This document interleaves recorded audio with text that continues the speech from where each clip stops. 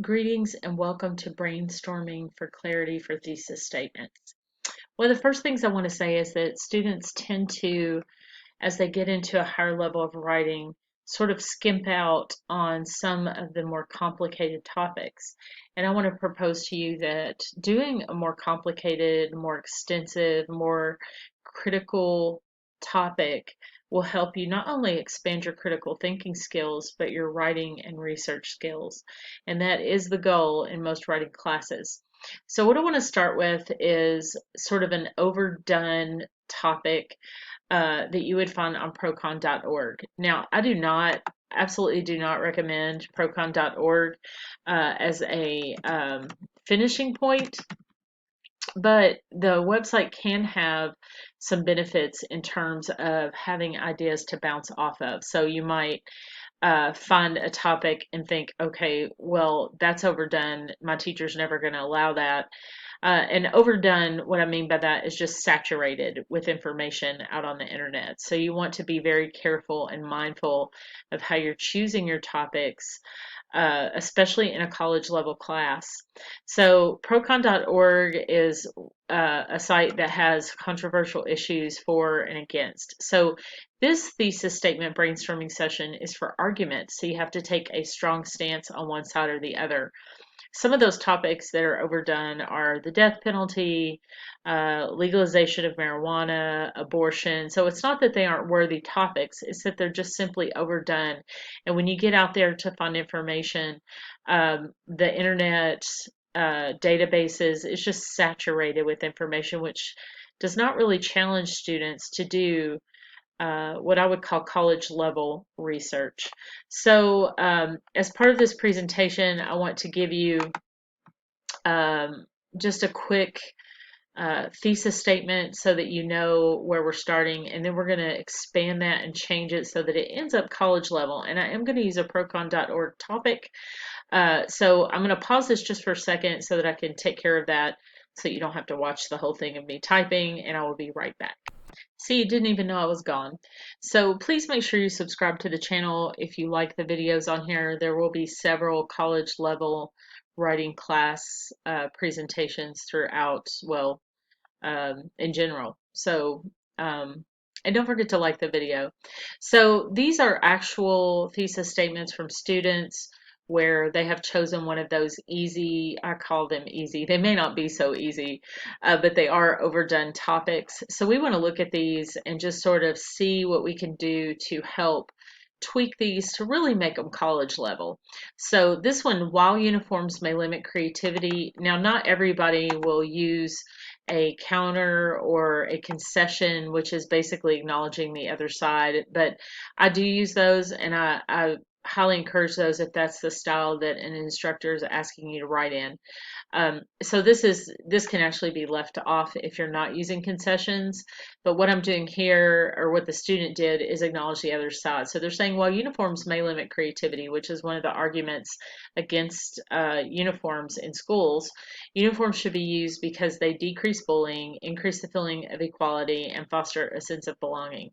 So when I first look at this, I think, well, those are probably true, but it's not the uniforms that should do something. That's the first issue here. So I want to work through this with you verbally, and then I'm going to ask you to kind of look at one with me as well before I end the video. So while uniforms may limit creativity, right, who's the person that's responsible for that is the school, right, or school administration. So school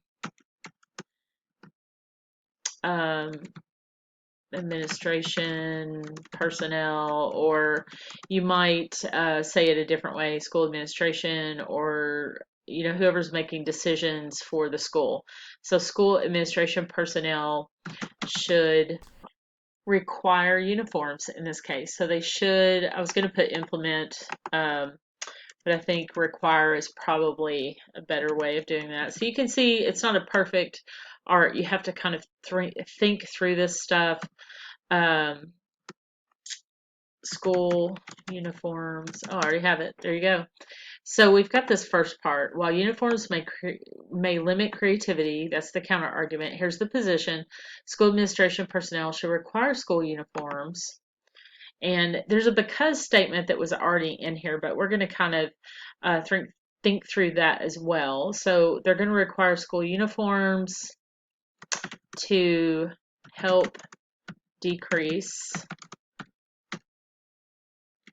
bullying. Now, in your essay, you would have to talk about all the different ways that that might manifest. Like people might get bullied because of the clothes they wear, the shoes they can't afford, or whatever the issue is. And you would kind of want to separate that out from the feeling of inequality um, here. So we're doing decreased bullying because we're talking about making it better, right? And then to help increase a feeling of equality. So when you get into schools that have a variety of different types of people, you have different socioeconomic levels, you have people who are just different in general, and having that uniform may help them feel like they're more equal to others. There's no competition in terms of, wearing a name brand or things like that. Now, bullying could just be because people perceive you as differently. If you're wearing uniforms, they might perceive you as being part of their people, their school. So you really have to think about, are these viable options? And they may not be. You may start doing your research and find out that you're going to have to change one of the pieces that supports your administration personnel should. So we've got the second part here that a student put in, and we just kind of tweak that.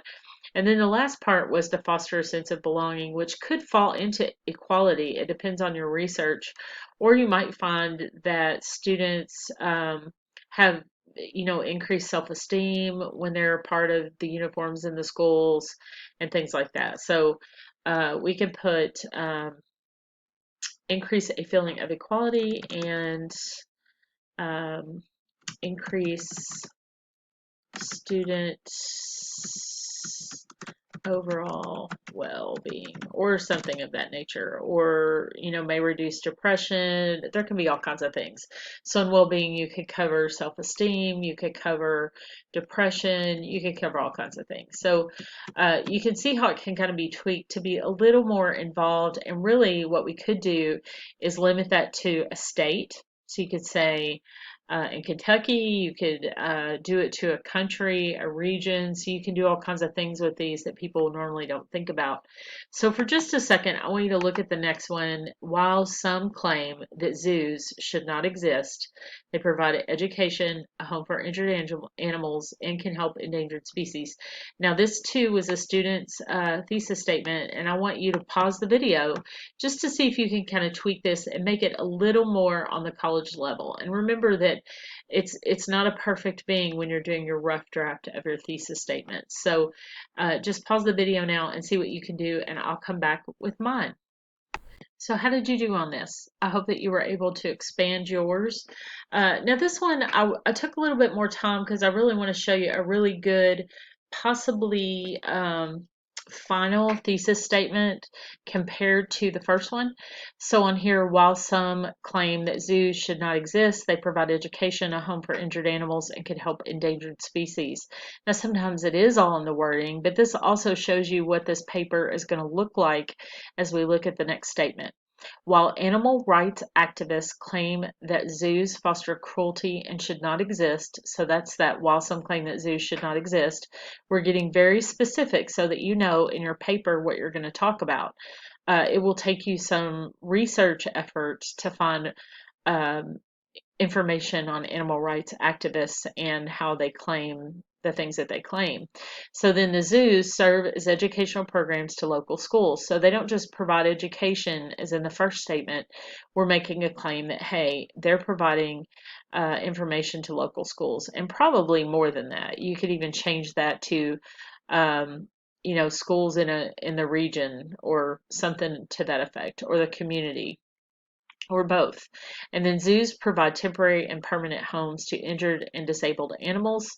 So that is very specific instead of a home for injured animals. And zoos can help with the breeding process of endangered species. So you can see that if you imagine this being an outline, that it suddenly goes from elementary to college level. And so you want to be specific enough to really convey a high level um, of research, but you also don't want to be too specific, because if you start putting in statistics and things like that that really belong in the body of your paper, it becomes complicated. You end up limiting yourself. So I hope that you found this helpful. I hope that you'll subscribe and like the video. And please, by all means, leave me a message if you need the answer to a question, and I'll be happy to help as much as possible. So thank you and have a wonderful day.